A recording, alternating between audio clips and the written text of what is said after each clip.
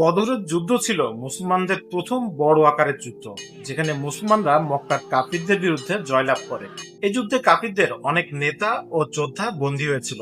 তাদের মধ্যে একজন ছিলেন রাসূলুল্লাহ সাল্লাল্লাহু আলাইহি সাল্লামের আপন চাচা হযরত আব্বাস রাদিয়াল্লাহু আনহু, যিনি তখনও ইসলাম গ্রহণ করেননি। তিনি মক্কার মুশরিকদের পক্ষে যুদ্ধ করতে এসেছিলেন এবং মুসলমানদের হাতে বন্দী হন।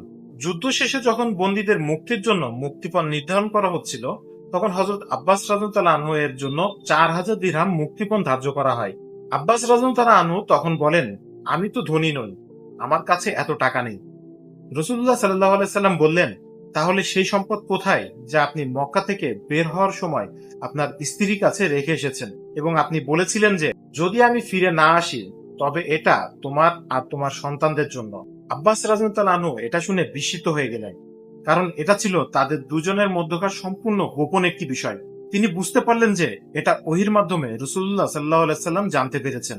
এই অলৌকিক ঘটনা দেখে এবং রাসূল সাল্লাল্লাহু আলাইহি সাল্লামের সততা ও জ্ঞান দেখে আব্বাস রাদিয়াল্লাহু আনহু এতটাই প্রভাবিত হলেন যে তিনি তখনই ইসলাম গ্রহণ করলেন। তার মুক্তির জন্য তার নিজের কাছে অর্থ না থাকলেও মুসলিমদের মধ্যে যারা তার আত্মীয় ছিলেন, যেমন হযরত আবু বকর রাদিয়াল্লাহু আনহু এবং অন্যান্য সাহাবীগণ, তারা এগিয়ে এসে তার মুক্তিপণের অর্থ পরিশোধে সাহায্য করেন। এই ঘটনাটি আল্লাহর অলৌকিক জ্ঞান ও রাসূলুল্লাহ সাল্লাল্লাহু আলাইহি সাল্লামের নবুয়তের সত্যতা, ইসলামের প্রতি দৃঢ় বিশ্বাস স্থাপন এবং আত্মীয়তার বন্ধন ও পারস্পরিক সহযোগিতার গুরুত্ব তুলে ধরে। এটি শেখায় যে সত্য যখন উন্মোচিত হয় তখন তা মানুষকে কতটা প্রভাবিত করতে পারে। একই সাথে মুসলিম সমাজের বিপদের সময় একে অপরের পাশে দাঁড়ানোর যে শিক্ষা রয়েছে তা এখানে স্পষ্ট। সাবস্ক্রাইব।